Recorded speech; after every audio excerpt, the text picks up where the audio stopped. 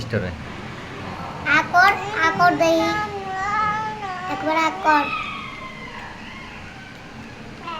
আকর Jessica এত বড় তুই সব খালাই তুই আকর জেসিকা এনাকার ময়লা হেইনি আকর পার হয় জেসিকা কইতাছি কিন্তু ময়লা পার হইছে কেমনে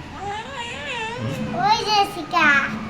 পরিষ্কার করে দিছে আকর না একবার সুক্কাটা যে কেমনে খাইতেছে